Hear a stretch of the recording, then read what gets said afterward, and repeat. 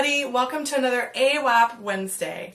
As you probably know, AWAP stands for as well as possible, and it's kind of my main philosophy with Chronic Babe, just to do the best that you can at any moment that you can. Which brings us to my home office. Welcome to where I work.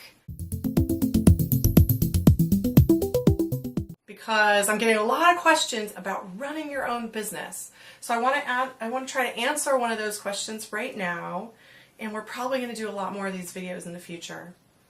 So this reader asks, the classic catch-22 of invisible and chronic illness. We might be able to cut ourselves some slack, but how do we get clients and colleagues to do so without coming off like undependable flakes?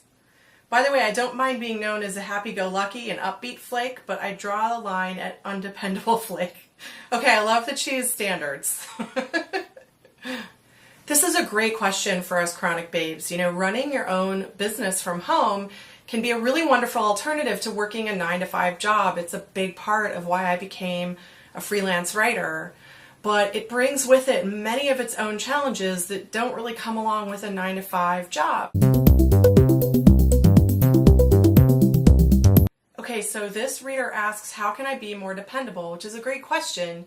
Even with 11 years of self-employment under my belt, I am not 100% dependable. I don't really think anyone is. I think we can often get too hard on ourselves when we aren't perfect. I will tell you I'm about 95% dependable. Occasionally I miss a deadline. Occasionally I'm late. So I've built a few things into my work style that attempts to alleviate that as much as possible. I'm going to share a few of those with you right now.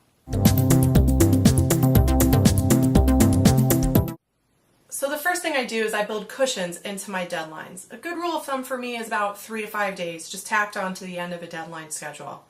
Now, I don't tell the client that I've added time onto the deadline schedule or that there's a cushion. I don't want them to know, because that means if I can turn in something early, they're psyched. Everybody's happy. Everybody wins. But it also means if I get sick or if I have a down day or it's beautiful outside, whatever, I can have that cushion to still get that work done and make that deadline. Okay, the second thing I do is that the contract I have every client sign has in it that I don't work weekends and I don't work nights, and that I don't want them to either. I think everybody should not be overworking themselves to death. Now, can I control if they're going to do that? No. Are they still going to email me and call me? Yes. Do I occasionally indulge a client and help them with something on a weekend or in the evening? Yes. Do I broadcast that all the time? No. Oh, maybe I'm doing it right now. But really, I don't make a habit out of it, and I try to set a standard and set that precedent right away. I don't work late, I don't work weekends. This is not a normal thing for me to do. I set their expectations.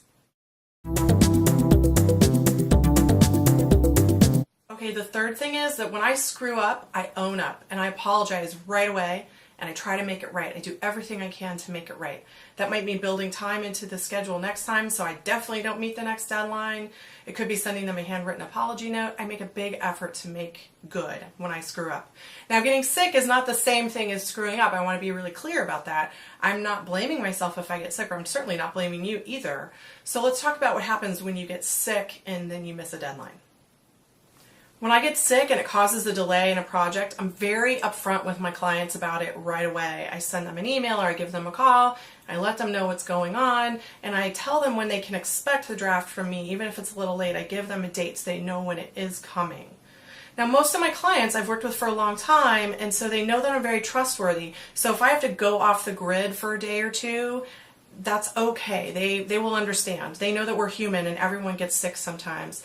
If I do it repeatedly, that's another story. But the main point I want you to get here is that I never leave them guessing. So I may take a sick day here or there, but I definitely let them know that that's what I'm doing. So if they try to reach me, they're not twisting in the wind wondering what's happening.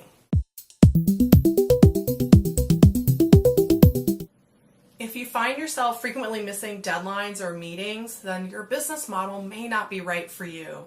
If you're working on a deadline-based model and you're constantly missing them, that's probably not a good fit. You might need an hourly schedule where you just clock in a certain number of hours a week, and that way you can move them around whenever you want. I can't really speak to everybody's individual job, of course, But I can say that you've got to own up to something that's not working and commit yourself to examining your business model and making a change if you need to.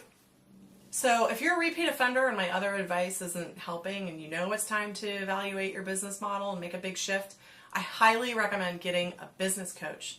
I've had a business coach for a couple of years and she's freaking amazing. She's so awesome. She's really helped me shift the focus of my business, build my schedule in a way that's healthier, honor my personal values. It's really been a great thing for me to do for my business. The price can vary, the locale can vary. Sometimes you work with someone remotely, sometimes you work in person. There are lots of great people out there, and even people who focus on chronic illness work coaching. So I really urge you to check it out. Okay, I feel like I barely scratched the surface here. I think it's pretty clear that the topic of work and chronic illness, and specifically self-employment and chronic illness, is a very rich topic. So we're probably, like I said, going to come back and spend some time here in my office. So welcome. I'm happy to have you here today. Keep sending me your questions. I have so many stockpiled. I don't know how I'm going to get to them all, which I probably won't, but I'll do my best. And I really appreciate you sharing this video. If you like it, please like it on Facebook or YouTube.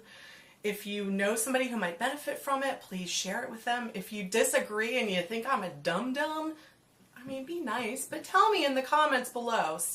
Talk to me about your opinions. I'm happy to have that conversation. I welcome it. So thanks for being here today.